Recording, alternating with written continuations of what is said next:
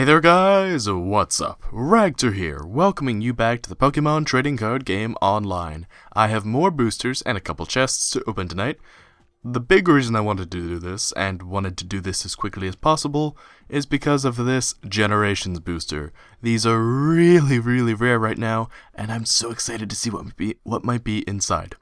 I also got a couple breakpoints, an X and Y base, and a breakthrough. I want to tear into this right away, but let's get the reward chests out of the way first. Oh, actually, this is not a bad card. This is actually a pretty good card for your deck. This is Dedenne, 70 HP. With Entrainment, search your deck for up to 2 basic Pokemon and put them onto your bench, shuffle your deck afterward. Decidedly average there, but not the worst either. And then you have Energy Short. This attack does 20 damage times the amount of energy attached to your opponent's Pokemon for 1 colorless energy. You can put Dedenne into your deck, slap any old energy onto it, and use it to pick up a revenge kill against, say, a Mewtwo EX or a Mega Mewtwo Y EX. There's a whole bunch of possibilities. This is really good against Yveltal decks. This is pretty good against the current Mega Gyarados meta. There's a whole bunch you can do with this Dedenne. You cannot go wrong with this card. And now the second one. Well, less impressive. Just a Swadloon. It's got Protect and Corkscrew Punch for 40. Alright, now... Let's get the X and Y base set out of the way. I'm gonna open that one last, even though I hate to do it. But we gotta save the best for last. Lapras. In an Aegislash card, I've never actually seen this one. It's got 140 HP and stance change. Once during your turn before you attack, you may switch this Pokemon with an Aegislash in your hand. Any cards attached to this Pokemon, damage counters, special conditions, turns to play, and any other effects will remain on the new Pokemon. Oh. And King Shield, 450 damage. Prevent all damage done to this Pokemon by attacks during your opponent's next turn. This Pokemon can't use King Shield during your next turn. This might be the weirdest card I've ever seen. So the idea is to use King Shield, and then on your next turn, swap this one out for the Aegislash you have in your hand, and then have that one use King Shield. Alright, at only 50 damage, and it's going to prevent all damage being done to it. It's very inefficient in energy, but honestly, if you don't mind playing like a long stalling game, this could be the card for you. Honestly, this is so weird. I've never seen a card like this before. Pretty neato. Our reverse holo is Lapras. We get this all the time on this show. 110 HP with Seafaring. Flip 3 coins, 4 each head. Detach a water-type energy card from your discard pile to your bench Pokemon in any way you like. Pretty decent. Relying on RNG, but it's not the worst. And then Hydro Pump for 10 plus. This attack does 20 more damage for each water-type energy attached to this Pokemon. A little underwhelming on the damage side. It starts off low. It doesn't cost a lot though. If you put 2 water energy for those double colorless, then you're getting a 50 attack for 2 energy, which is not the best, but it's not the worst, especially for basic Pokemon. Then we have Breaks In with 80 HP and Clairvoyant Eye. Look at the top 3 cards of your deck and put them back on top of your deck in any order. That would be better if it was an ability, but that's okay. And Fire Tail Slap. Discard a Fire-type energy attached to this Pokemon. 40 for 2 from a Stage 1 Pokemon. Considering it evolves from a starter, I've seen worse cards than this. Decidedly average, but not the worst. Then we have Lunatone. Double draw. Draw 2 cards. And Moonblast for 20 damage. During your opponent's next turn, any damage done by attacks from the defending Pokemon is reduced by 20. 80 HP, again, just very decidedly average, not really the best. Muscle Band though, this is a card that goes in pretty much every deck. The attacks of the Pokemon this card is attached to do 20 more damage to your opponent's active Pokemon. Just a general, well-rounded item. It's a tool card, so you can attach it to pretty much any Pokemon. It gets 20 extra damage, and 20 extra damage can make the difference between picking up a KO and just missing out on one. Plus, this combos with other things like Giovanni's Scheme, with Stadium cards. There's an Entei out there that you can put 2 muscle bands on, so that's 40 damage. It adds up. And then we got a very happy Jigglypuff singing into a flower. He's a little cutie. We got a cute little Weedle munching some leaves. We got a very confused looking Doduo. Oh, I guess that one's looking backwards to see if it's being chased by anything. That's kind of neat. Then we've got Spoink, just hopping around. Don't stop hopping though, or your heart's gonna stop. And then a determined little Zorua, just being pretty cute. Oh, he's so nice. Alright. Now let's go with a breakthrough booster. Alright, something good. Come on. Goldeen, Goldeen, Goldeen. 2 Chespin cards, a sign of things to come. Xerneas, 120 HP, with Rainbow Force. At 10+, this attack does 30 more damage for each different type of Pokemon on your bench. Ooh, what? And Power Creation, 80+. If this Pokemon was sealed during this turn, this attack does 80 more damage. The Rainbow Force is kind of neat, but there are only so many Pokemon types in the game, so the damage isn't going to be that much. Like, even with a Skyfield to get all of the possible types, this just doesn't do that much competitive damage. Which is actually kind of unfortunate, because this is a pretty cool card. It's a neat idea, honestly. And then Power Creation is a bit unreliable. 160 for 4 is not bad. Not bad, though. But, I don't know. You have to count on this thing being constantly damaged and then being able to heal it. It just feels a bit inefficient to me. But hey, maybe I'm wrong. And then we have Mischievous for our reverse holo with 60 HP. Put 2 damage counters on your opponent's active Pokemon from its haunt attack. Okay, I hate these cards because they're not, like, there's no option to flip them. Like, how do I flip? Anyway, let's make it big. Choose which way this card faces when you play it. For the bottom side, any damage done by attacks from this player's Grass, Fire, or Water-type Pokemon is reduced by 20. This player can't have more than 3 benched Pokemon. This player can have more than 3 benched Pokemon. Okay.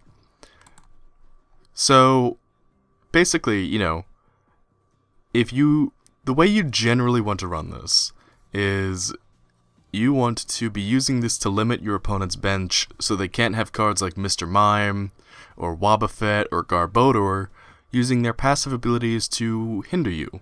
And obviously this fits best in a deck where you won't be relying on these types of attacks. Although these are pretty common types, so good luck with that one, I suppose. I think it's a neat card though, it's very cool. And then we have Giovanni's Scheme. Choose one, draw cards until you have 5 in your hand, or during this turn your Pokemon's attacks do 20 more damage to your opponent's active Pokemon. So, individually, both of these effects are pretty weak, but considering they are in the same card and you get the option to choose, and you can choose whenever you play this, that's really good. That's really powerful. Like, you can decide on the fly, I need more draw power, or I need that little boost of damage to pick up the KO. I think this is honestly a really great supporter card. I think most people run at least 1 copy in their decks now. Maybe 2 just for the draw potential, but hey, I think it's good. And then we have a Spupa, a Hippopotas, 2 Chespin cards, both of which involve it eating these pink berry things. It's actually, wait, that's like the exact same card! It's literally doing the exact same thing with the exact same type of berry, but in this one there's a professor, and in this one there's a farmer. Golly. We got Messenger Doduo, who looks like it's busting out of magic or something. Is it being thrown out of its Pokeball? What's going on there? And then we got Goldeen, Goldeen, Goldeen, Goldeen, Goldeen. Even in the cards, Goldeen is pretty useless. Do you remember that running joke in the anime where Misty's Goldeen could never do anything because it was a fish out of water? And then when it did battle in water, it was really weak because it never got the chance to battle? I remember that. Ooh. Alrighty, here we go. I have seen this quite a bit, and I'm actually pretty happy to pick one of these up myself. Garchomp, 130 HP with Turbo Assault. Attach an energy card from your discard pile to one of your Pokemon, and Bite Off. If your opponent's active Pokemon is a Pokemon EX, this attack does 80 more damage for a grand total of 160. This is possibly one of the most efficient cards I've ever seen. 160 for 2, I think, comes out to the most efficient energy per damage attack in the game. Even 80 for 2 is really, really, really, really good. That's amazing. And to top it off, this card acts as a counter to Pokemon EX, and considering that you can still attach like Muscle Band to this Pokemon, 180 damage will knock out a large chunk of Pokemon EXs.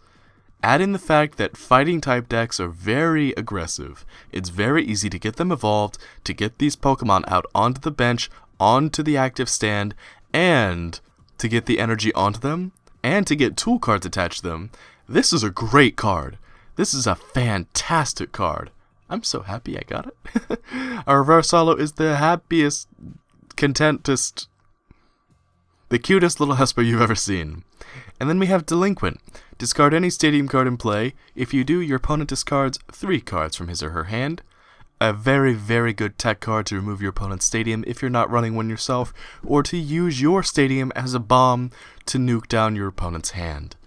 In the late game, this can be pretty devastating, and in the early game, this can stop a very early setup, so I think you're going to see at least one of these in every deck. At least one. It's a good tech card.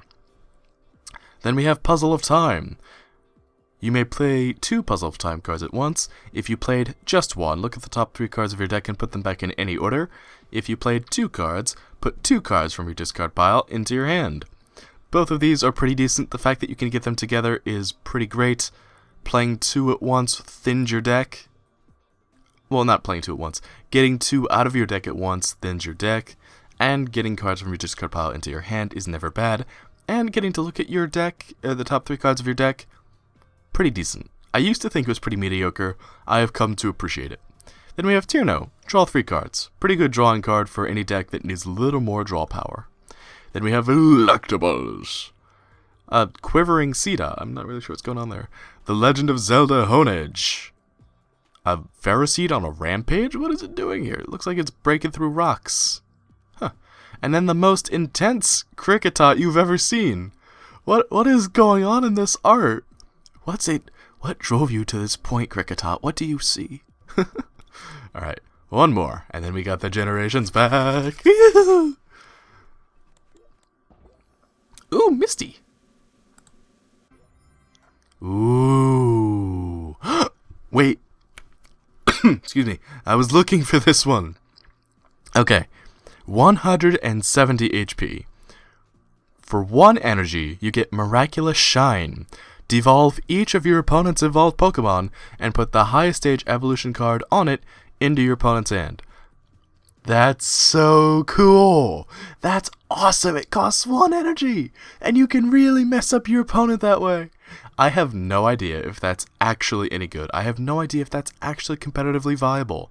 I have no idea if this is at all what I think it is, but I love the idea so much. To bring in this Espeon and just harass your opponent. Oh my god. I am so happy I got this, and it's a good full art too.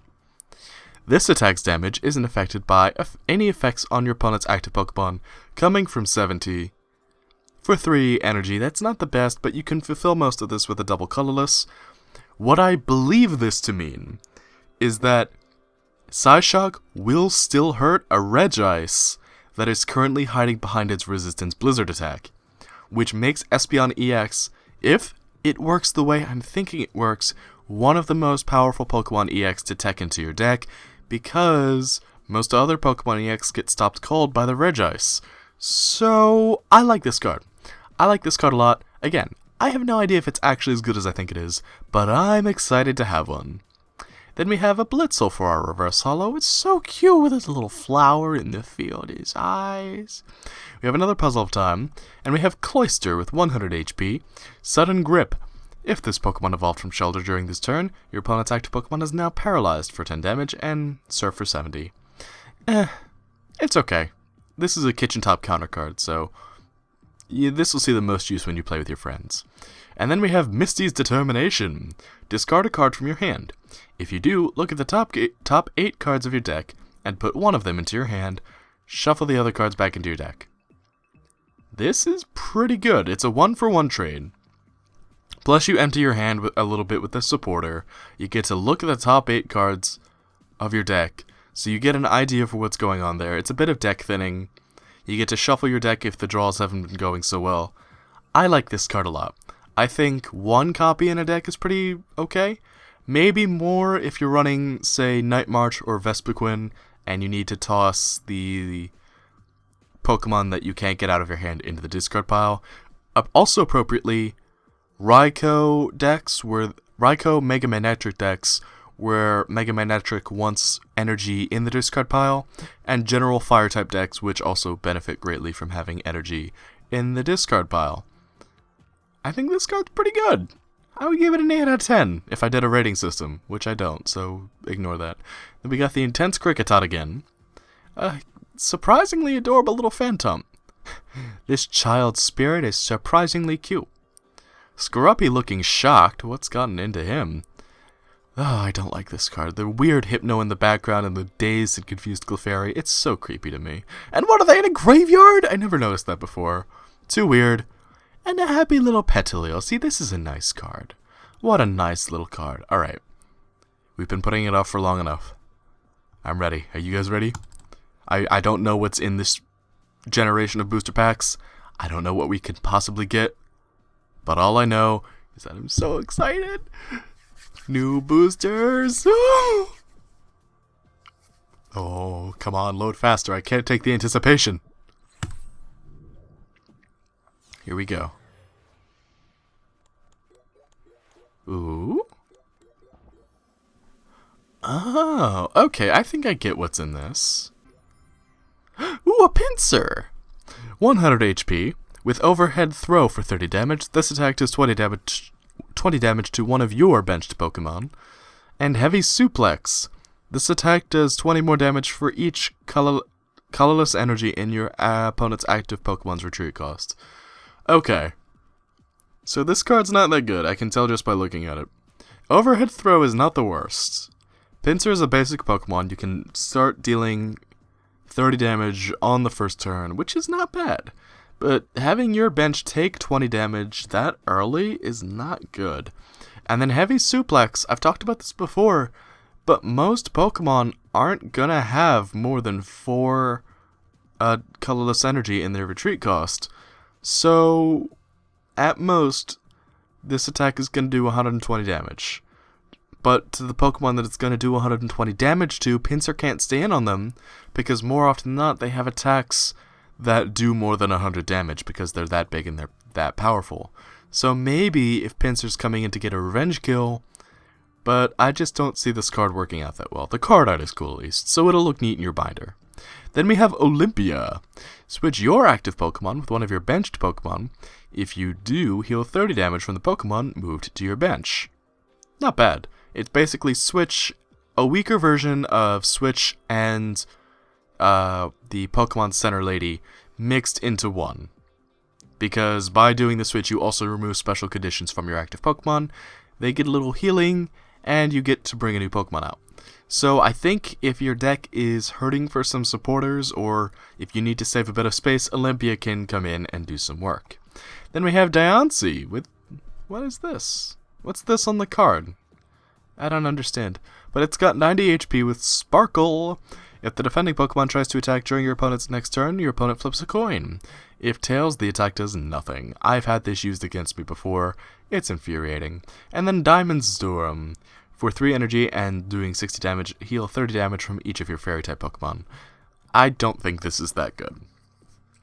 I have seen Sparkle used against me as a stalling tactic, but Diamond Storm costs 2 Fairy and a colorless.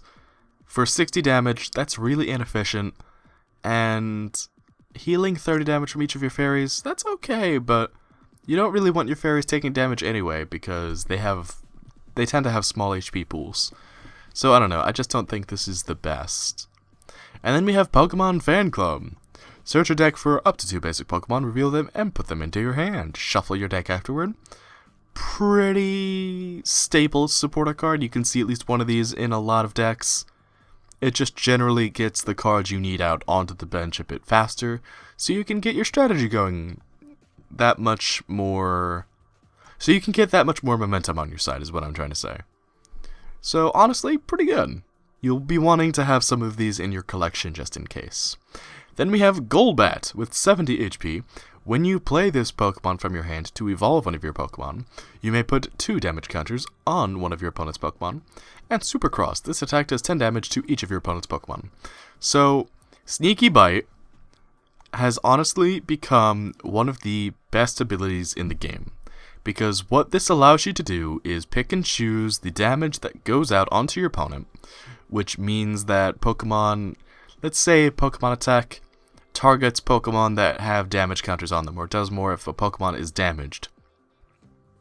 Or if you're that close to picking up a KO and you just need that one little bit extra, this is it. Between Golbat and Crobat, you can do 50 damage just by playing 2 cards, and then there are lots of cards that let you scoop up these Pokemon and play them again. So, 50 damage will knock out Joltik and Combee. It will cripple Pumpkaboo, and it will severely hurt most basic Pokemon that aren't a Pokemon EX, or aren't like Pinsir, where they are based off of natural Pokemon that don't evolve. Honestly, there are dozens of decks that incorporate Zubat, Golbat, and Crobat into them just for these abilities alone. They rarely ever fire off attacks, if ever. That's how good it is, honestly. And then we've got another happy, okay, maybe disturbed-looking Esper with Twinkle. Your opponent's active Pokemon is now asleep, but at least it's pretty. It's got what are these? I don't understand what these are. These little dingle doodles. And a Caterpie. A sad little Magikarp. Get back in the water, buddy. A Shelter! And a Doduo. Oh, that is a cute card art. Oh, I love that. Oh. Well, that has been me opening more boosters. I'm pretty satisfied with what we got, honestly. I filled a few gaps in my collection.